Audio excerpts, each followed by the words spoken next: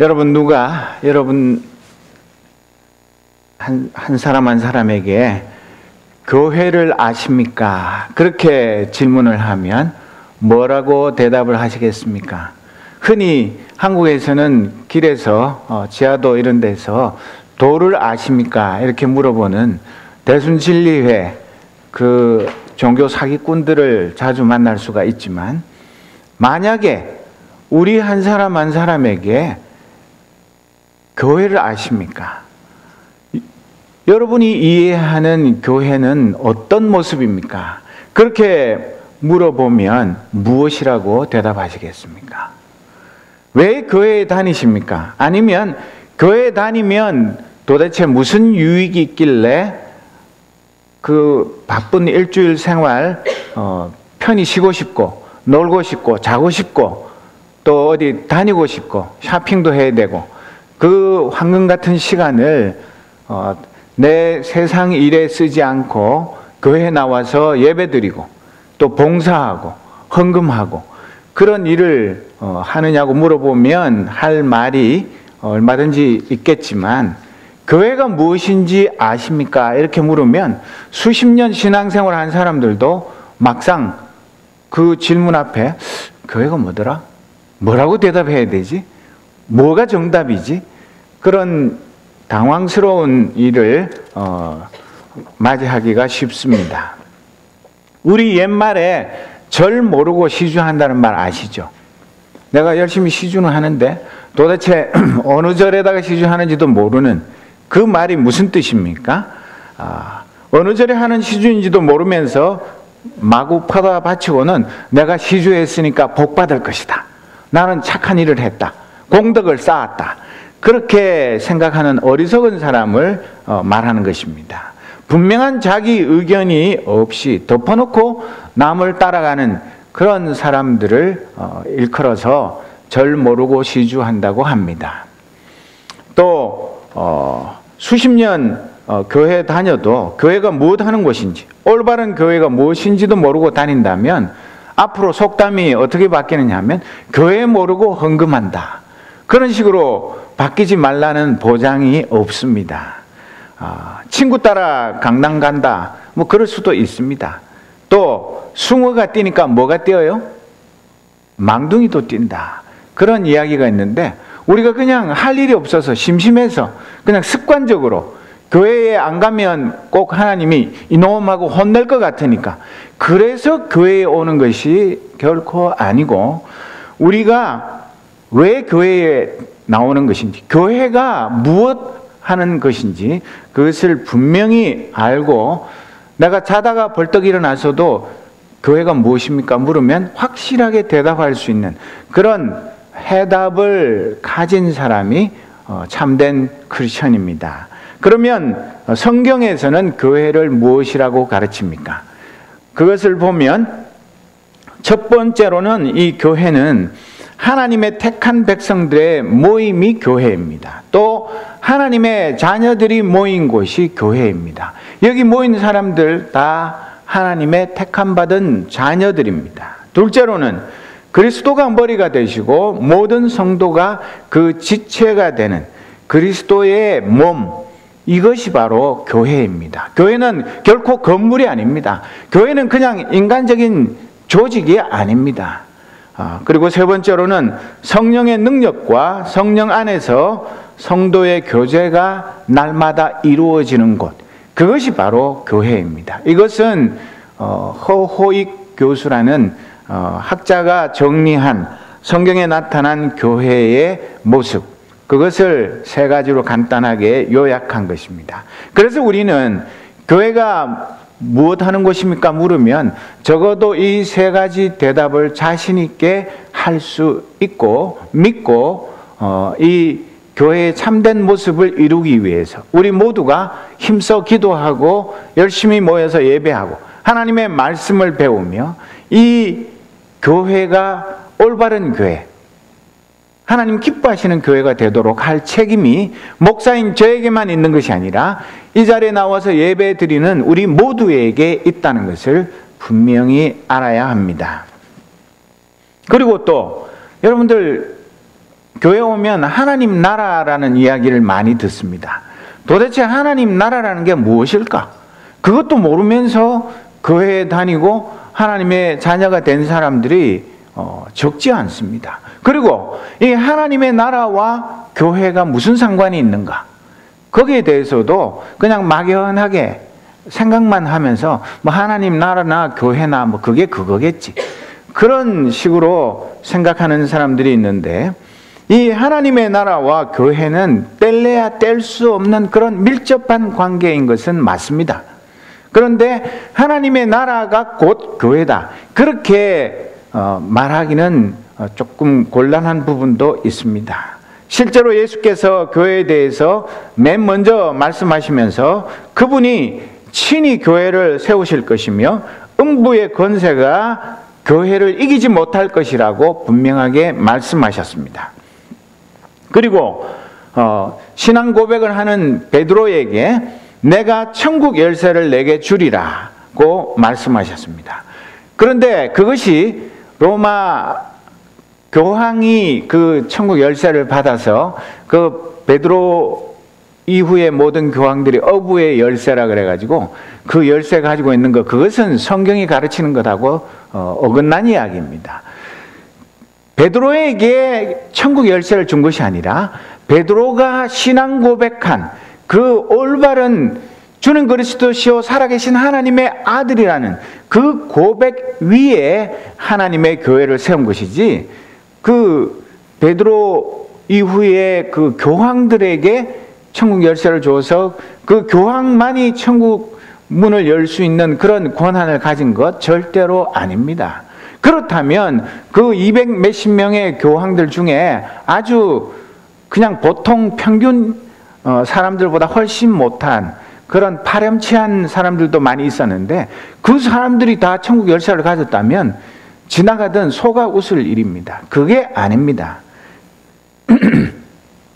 교회에게 천국의 열쇠를 하나님이 주셨는데, 그것도 아무 교회나가 아니라 조금 전에 말씀드린 올바른 신앙 고백이 있고 하나님을 기쁘시게 하기 위해서 하나님의 말씀대로 순종하고 실천하는 교회, 그 교회가 천국 열쇠를 가졌는데, 그 말은 무엇이냐면 이 교회를 통해서 하나님 나라가 이 땅 위에 임하도록 하나님께서 이 교회를 붙드시고 사용하신다, 그런 뜻입니다.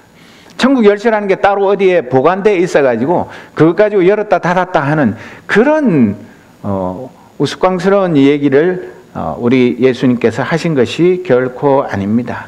교회에 열심히 다니면 천당 간다, 그런 생각하는 사람들 많은데, 절 모르고 시주하는 사람들 그 어디다가 시주했는지 모르듯이 교회는 열심히 다녔는데 교회가 뭐 하는 곳인지도 모르고 또 구원의 진리에 대해서 확실히 모르는 사람들은 안타깝게도 이 하나님의 나라가 어떻게 역사하는지 그것을 모르면서 신앙생활을 하는 그런 참 안타까운 성도들이 없지 않아 있습니다. 이 하나님께서 예수님을 땅에 보내셔서 만드신 이 교회, 초대 교회는 우선 가장 큰 목표가 예수 그리스도께서 공생애 동안에 가르치신 것처럼 하나님의 나라가 하늘에서 이루어진 것처럼 그 하나님의 뜻이 이 땅 위에 그대로 이루어지는 것, 우리가 주기도문 할 때마다 고백하는 그 일을 이 초대교회가 이루기 위해서 목숨을 걸고 순교를 각오하고 순교의 피를 흘리면서 이 땅 위에 하나님의 나라를 이루기 위해서 최선을 다한 것입니다. 따라서 이 하나님의 이 지상교회는 사이비 교회들은 말고 하나님의 말씀대로 바로 순종하는 하나님의 교회는 하나님 나라의 전유대입니다. 그리고 하나님의 나라를 이 땅 위에 세우기 위해서 마치 세례자 요한처럼 주의 그 앞길을 평탄하게 하는 그런 일을 했던 것처럼 하나님의 나라가 임하게 하기 위해서 모든 하나님을 대적하는 거침돌, 걸림돌 그런 것들과 싸워서 이기고 이 땅 위에 하나님의 뜻이 바로 선포되고 택함받은 하나님의 백성들이 하나님 앞에 나와서 하나님의 자녀가 되고 회개하고 구원받고 천국의 기쁨을 맛보면서 살아가도록 모든 노력을 기울이는 하나님의 백성들의 모임이 교회인 것입니다. 그러나 이 교회는 영원 무궁토록 존재하는 것이 아니라 주님이 다시 오시면 우리가 새하늘과 새 땅에 들어가게 되면 그때는 이 지상에 불완전하고 흠 많은 교회들은 다 사라지고 영원한 하나님의 나라에서 새하늘과 새 땅에서 우리는 영원토록 하나님을 찬송하며 경배하며 사는 그런 영광을 누리게 될 것입니다. 거기에서 이 지상의 모든 교회의 사명은 끝나고 새로운 차원의 하나님의 교회의 백성으로 우리가 살아가게 되는 것입니다.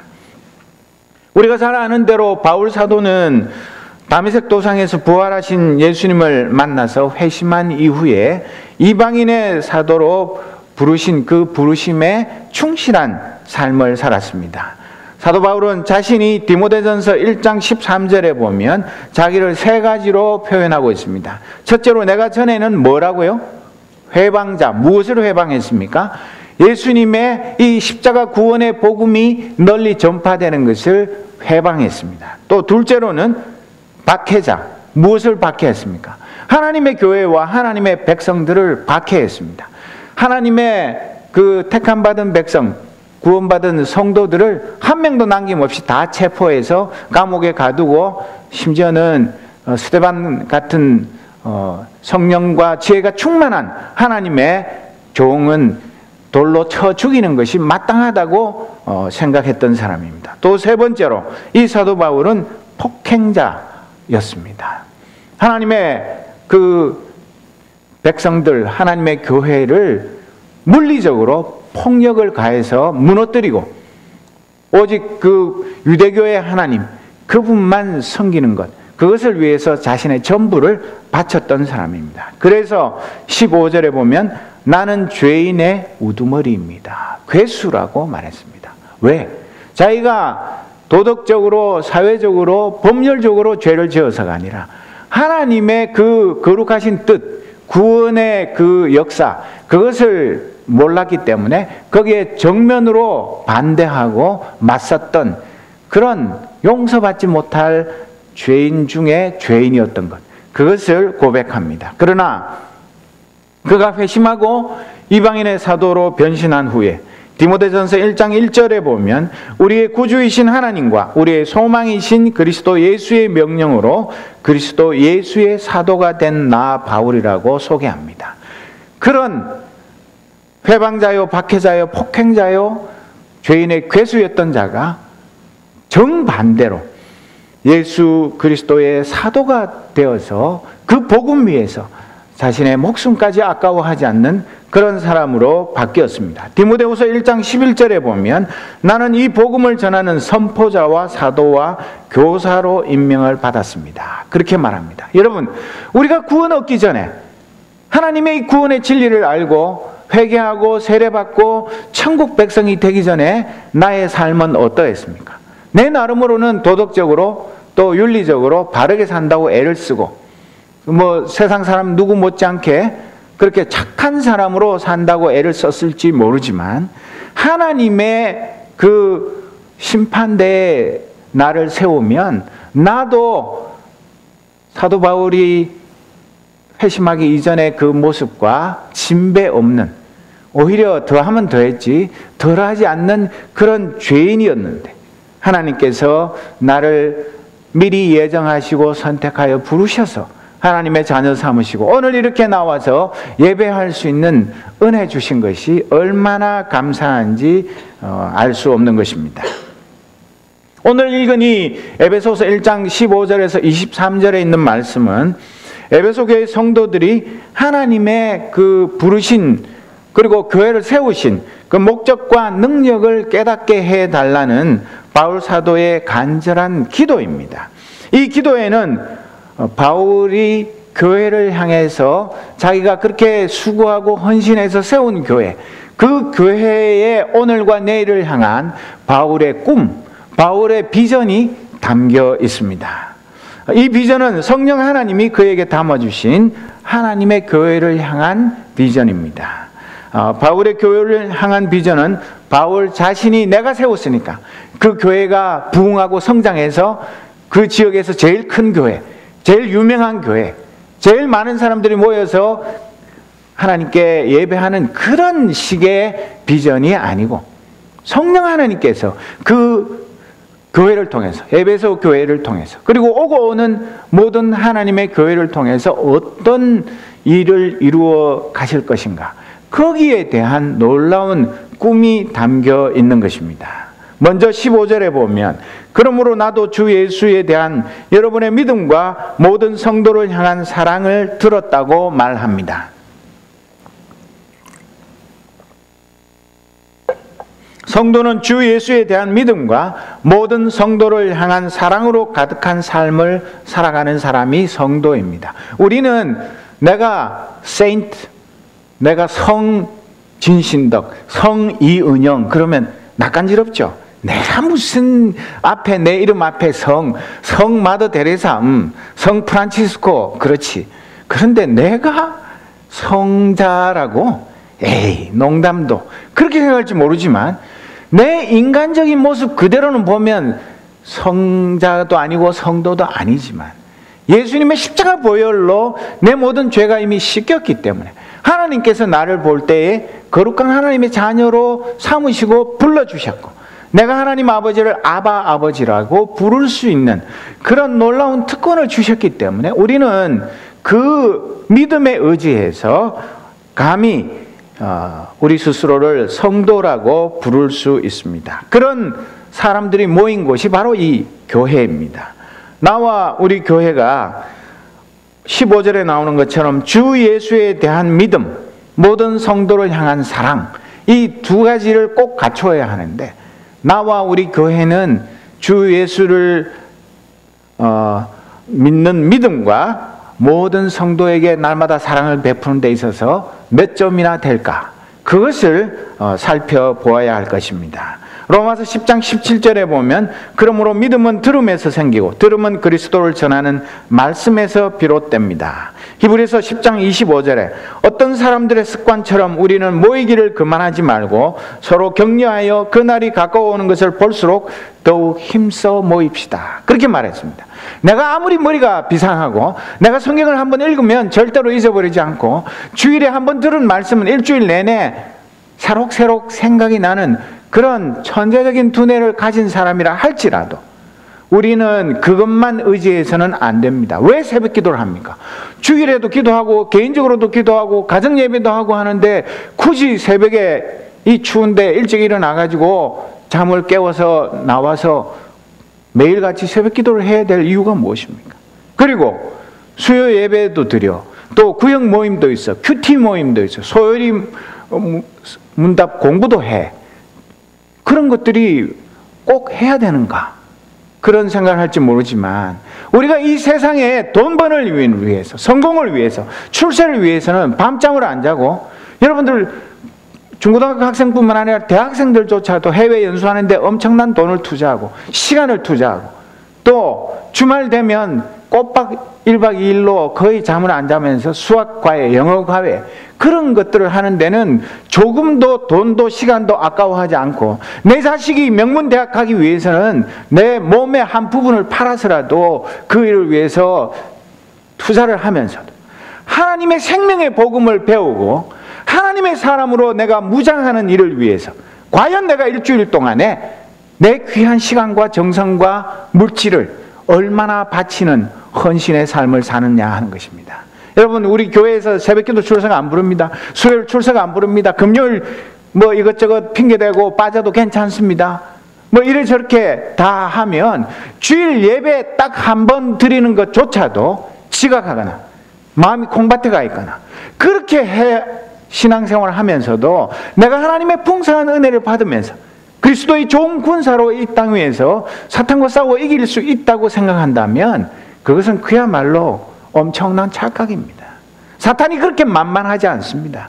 우리가 아무리 최선을 다해서 열심히 신앙생활을 하고 서로 사랑하며 섬겨도 구멍이 뻥뻥 뚫리는 그런 상황인데 내가 얼마나 대단한 믿음의 소유자라고 주중에 기도하는 모임, 공부하는 모임, 예배 이런 일에 이 핑계 저 핑계 대면서 빠지기를 밥 먹듯이 하면서 그러면서 내 믿음이 자라기를 바라고 내가 하나님이 기뻐하시는 그런 사람으로 살아간다고 생각하면 그것은 아닌 것입니다. 정말 우리가 나 자신을, 우리 교회를 다시 한번 점검해야 합니다. 우리가 이렇게 아름다운 예배당에서 예배드리고 우리가 그 지난 날보다 훨씬 더 좋은 환경에 있지만 우리의 심령이 새로워지고 우리가 주님을 향한 열심이 이 세상의 다른 교회들, 다른 인간적인 조직보다 더 뛰어나지 않는다면 하나님께서 은혜를 폭포수같이 부어주셔도 내가 받을 그릇이 없는데 어떻게 은혜를 누리면서 살아갈 수가 있겠습니까? 또 17절에 보면 성령을 주셔서 하나님을 알게 하시고 그렇게 말합니다. 사도 바울이 그 에베소 사랑하는 교회 성도들을 향해서 기도하면서 우리 주 예수 그리스도의 하나님이신 영광의 아버지께서 지혜와 계시의 영, 곧 성령을 그 에베소 교회 모든 성도들에게 다 주셔서 하나님을 알게 하기를 기도합니다. 여러분, 내가 자식인데 우리 아버지가 나를 향한 그 꿈이 무엇인지, 무엇을 좋아하시는지 아무것도 모르면서 일방적으로 아버지한테 돈 필요하면 돈 주세요, 집 사주세요, 차 사주세요, 뭐 필요한 것만 청구서만 열심히 보내면서 아버지에 대해서는 전혀 알지도 못하고 관심도 없다. 그런 불효자가 이 세상에 어디에 있습니까? 오늘 내 모습이 내가 진짜 구원받은, 내 아무 공로 없지만 하나님의 그 엄청난 은혜와 사랑 때문에 그분의 하나밖에 없는 독생자를 이 땅에 보내셔서 내 대신 모욕당하시고 침뱉음 당하시고 뺨맞음을 당하시고 마침내 벌거벗겨서 그 수치의 십자가에서 죽으심으로 구원을 얻은 하나님의 백성이라면 나를 그렇게 살아가신 하나님이 어떤 분인지에 대해서 관심을 가져야 하는 것이 정상 아닙니까? 그런데 일주일 살아가면서 내가 하나님 아버지의 사랑, 하나님 아버지의 은혜, 하나님 아버지의 생각, 그것을 알기 위해서 얼마나 시간을 투자하십니까? 얼마나 그 하나님의 보좌 앞에 엎드리기를 기뻐하십니까? 여러분, 지혜와 계시의 영이신 성령님은 하나님의 지식 안에서 하나님의 자녀인 성도들의 우리의 영의 눈을 밝히시는 분입니다. 내가 하나님의 올바른 지식 안에 머물러 있지 않으면 내 영의 눈이 밝아질 수가 없습니다. 하나님이 강제로 내 눈에 영의 눈을 밝혀서 하나님이 어떤 분인지 알게 하는 그런 분이 아닌 것입니다. 그래서 내 영의 눈이 밝아지기 위해서는 하나님을 알고자 하는 열망이 있어야 하는 것입니다. 여러분, 호세아 6장 3절 우리 다 같이 한번 읽어볼까요? 그러므로 우리가 여호와를 알자, 힘써 여호와를 알자. 그의 나타나심은 새벽빛같이 어김없나니 비와 같이 땅을 적시는 늦은 비와 같이 우리에게 임하시리라 하니라. 그 타락하고 하나님의 심판이 임박한 그 호세아 시대에 호세아 선지자가 이스라엘 백성들에게 안타까운 마음으로 호소한 것이 무엇입니까? 다른 거 할 거 많지만 우리가 여호와 하나님을 힘써 알아야 돼.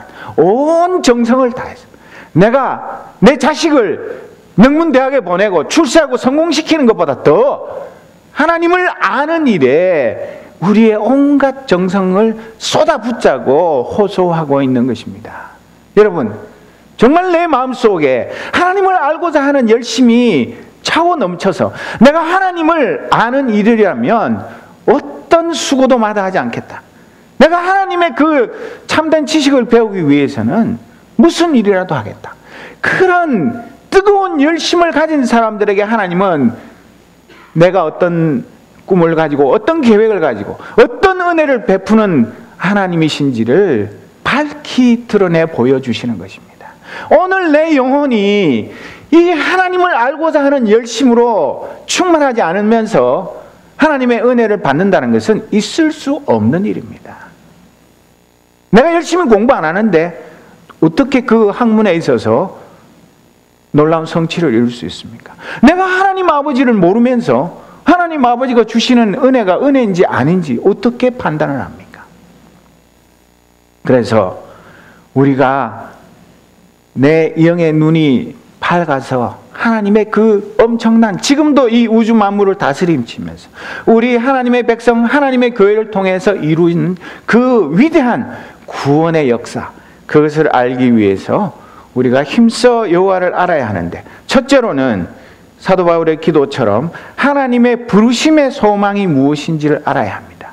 내가 군인인데 내가 전투를 위해서 열심히 훈련하고 최전방에 섰는데 내가 군인인지 여기 관광하러 온 사람인지 뭐 거기서 농사 짓고 사는 동네 주민인지 자기의 정체를 모르면 그게 무슨 군인입니까? 그런 군인이 수백만 명 있어도 적 한 명도 막지 못합니다. 오늘 하나님의 백성들이 얼마나 많습니까? 이 지구상의 교회가 얼마나 많습니까? 예수 믿는 사람이 수십억입니다. 그런데도 왜 하나님의 영광이 나타나지 않고 갈수록 하나님의 영광이 땅에 떨어지는 일이 벌어지냐면, 우리 구원받은 하나님의 백성들이 하나님이 나를 왜 부르셨는지, 나를 통해서 무슨 일을 하기를 원하시는지 그걸 모르니까 그냥 강 건너 불보기로 남들 열심히 하나님 나라에서 일하면 그래 참 잘하네, 나하고는 상관없고, 하나님께서 무슨 목적과 계획을 가지고 나를 부르셨는지를 아는 것이 쉬운 일이 아닙니다. 그냥 성경 대충 이렇게 뒤적뒤적 한다고 되는 것이 아니라, 정말 에베소서 1장 3절에서 14절에 보면 하나님이 왜 우리를 불러서 무엇을 하시려고 하는지, 그 놀라운 그 뜻이, 계획이, 그 선택과 예정이 다 기록되어 있습니다. 그것을 요약하면, 하나님이 우리 한 사람 한 사람 개인과 우리를 모아서 한 교회로 부르신 그 까닭은 그리스도 안에서 하늘에 속한 모든 신령한 복을 부어주시려고 우리를 예수 그리스도의 십자가의 보혈로 친자녀를 삼으시고, 그렇게 해서 우리의 모든 삶이 하나님께 드리는 구원의 은혜의 영광을 찬송하는 삶, 그것을 위해서 우리를 부르셨습니다. 그것을 안다면 내 삶이 달라질 수밖에 없습니다. 내가 그냥 대학원 다니고 박사학위 받고 좋은 데 스카우트 돼가지고 교수도 되고 연구원도 되고 출세하고 성공해서 세상 사람들이 존경받고 또 결혼해서 아름다운 가정을 꾸리고 남부럽지 않게 유족한 삶을 살면서 교회 가서도 집사로 장로로 봉사하면서 내 가진 그 재능 이런 걸 바쳐서 그냥 남들 보기에 야, 참 저만큼 신앙생활하기도 힘들다, 야, 참 훌륭한 신앙인이야, 그 정도를 하나님이 원하셔서 그런 사람 되도록 하기 위해서 예수님을 십자가에서 고난당하게 하셨을까요? 우리의 인생이 그 정도밖에 안 된다면 우리 주님의 십자가 그 고난이 너무나 억울하지 않겠습니까? 우리가 그런 사람으로 부르신 게 아닙니다.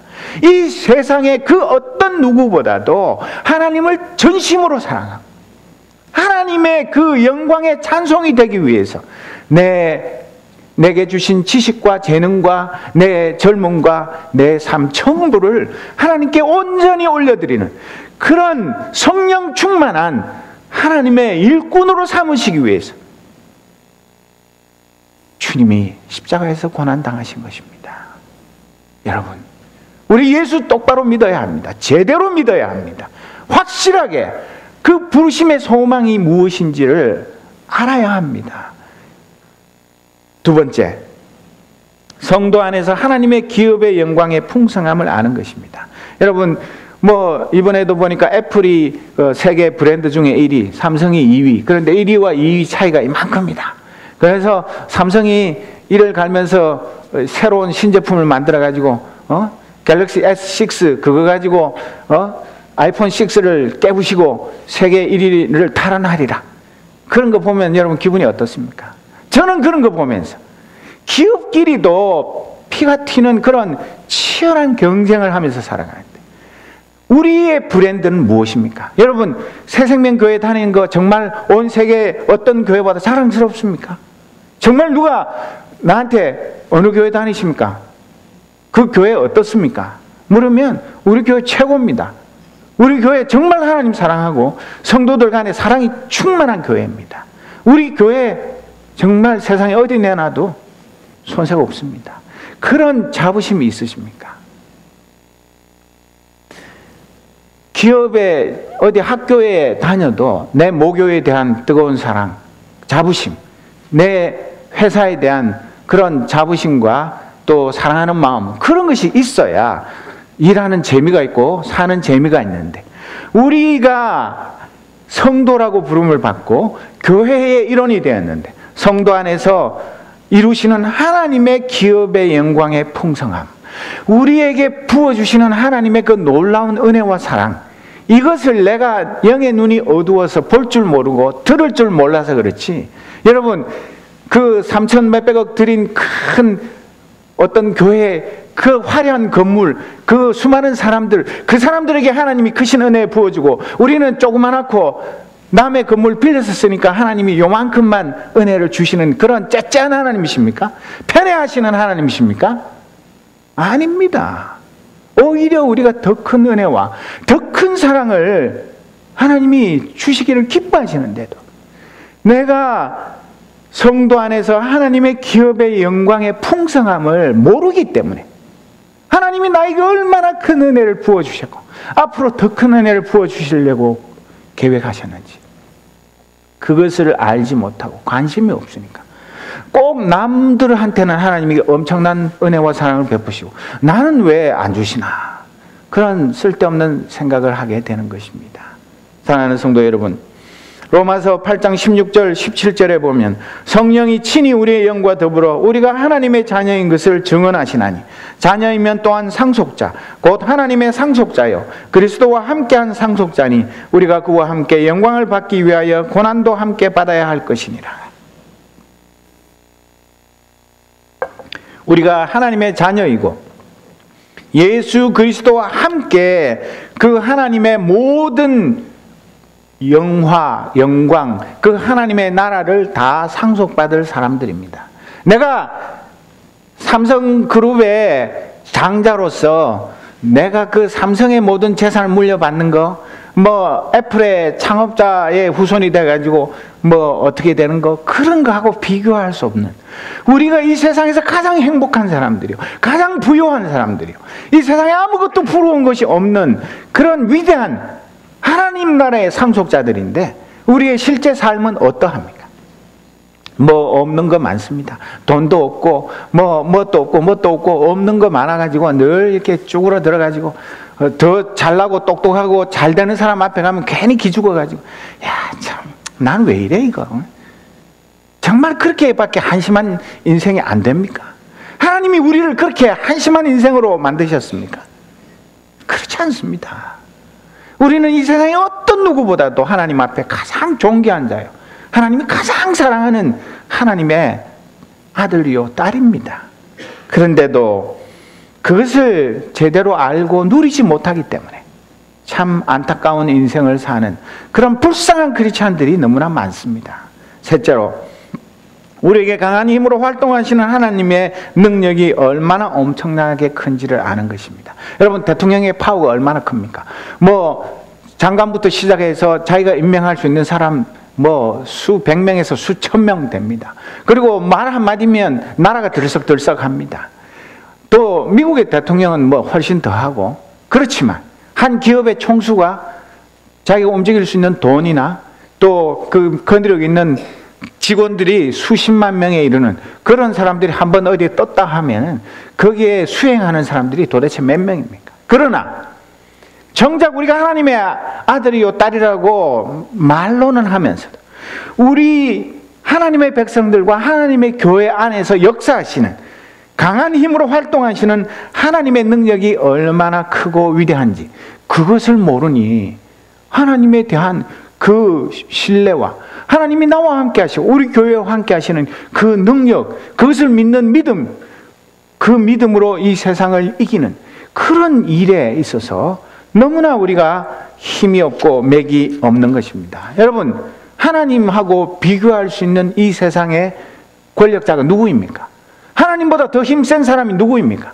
하나님보다 더 큰 능력을 가지고 이 세계, 이 우주를 좌지우지할 수 있는 사람이 누가 있습니까?